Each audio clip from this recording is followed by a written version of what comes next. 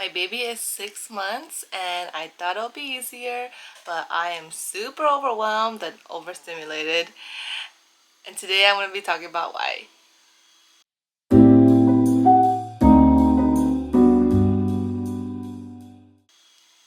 Welcome back to the Kind Mama Club. Here you'll find strategies and activities for your little one, hit those developmental milestones, as well as sharing my experiences as a first-time mom.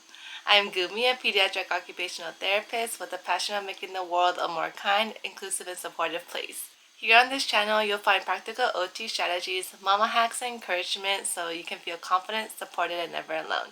Today, I'm going to be talking about why I'm overstimulated at 6 months and things I'm trying to keep track of. The first one is I just feel very overwhelmed because when you have a baby, you're going to have just a lot of stuff like bottles, clothes, diapers, wipes. Like, of course, you're gonna have more things because you added another member to your family. And now I'm like starting to think toys are a scam. I know they're not, but I feel like I don't need every toy now, because before, as an OT, we use toys to get our kiddos to play and work on different skills. And before, I'll be like, oh, this toy works on like finger dexterity, this toy works on hand-eye coordination, and I would want every toy. Like if I didn't have a hammer toy, I would want a hammer toy. If I didn't have a ball drop toy, I would want a ball drop toy. But now, because I already have a lot of toys from my work, I'm trying not to buy any more toys. And if I feel like buying one, I'm trying to use like everyday household items that is safe for my baby. One of my baby's favorite toys, an empty wipey, what is this called, bag? Empty wipey bag. It's like the crinkle books that I love. Makes so much noise. I just kind of like cleaned it and washed it before I kind of gave it to her because she's starting to mouth everything. So just kind of give her this. Another one of her favorites, an empty water bottle. She'll hold it. She'll smack with it. She will eat it. She'll do a lot of things with this. You can also I used one of her old baby bottles. I just put one of her like baby toys in here that we use for like tracking and things like that. That makes sound. She loves this one. She will literally like examine it, shake it. So now I try to use things that I have around the house already because I'm getting overwhelmed. And before, if we saw a deal on something, we love deals, so we would get it because it's a deal. Now we were trying to stop the spontaneous buying. If we want something, we will write it on the whiteboard and just kind of like leave it there. So there's no more spontaneous buying unless like we actually need it. Like diapers. We need diapers, we're gonna get the diapers. But if it's like something like not needed and it's a want, we are trying to hold off so I don't get more stimulated with more things. That's number one. Number two, why I'm overwhelmed is starting solids. Oh my gosh, I don't even know like where to start. I know about baby-led weaning and purees, and I'm planning to do both because I do know it's good for them to work on that oral motor coordination, because once they start teething, you want them to kind of like gnaw on things to get that tongue movement from like a sucking motion from a bottle to more kind of tongue. So I am planning to do both baby-led weaning and purees. Like spinach, I'm gonna puree. Beans, I'm gonna puree in the beginning. But it's just, I think it's like the meal prep that's like super overwhelming, and like which foods, what type of foods, allergies. It's a lot.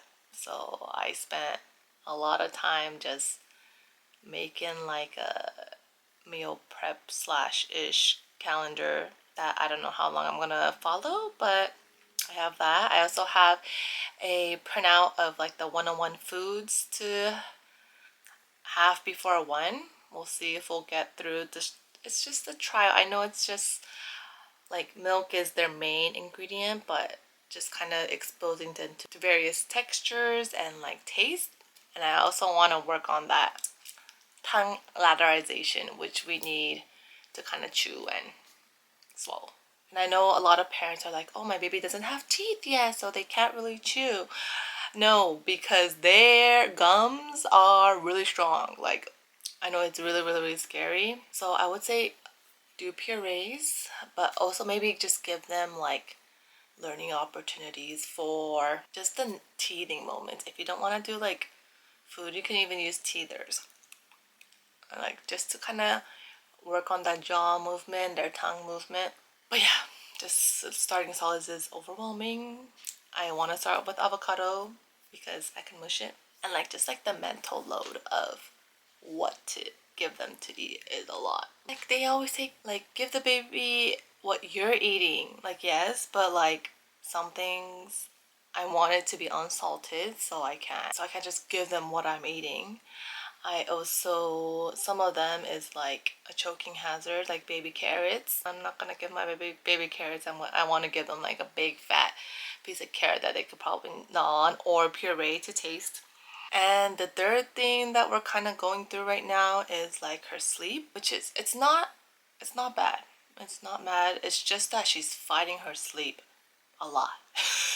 A lot. She's like, I'm so tired, but I can't sleep. And it takes her like 30 minutes to an hour from like I'm sleepy to she falls asleep. And without us holding her all the time, if we hold her, she's pretty good, pretty fast.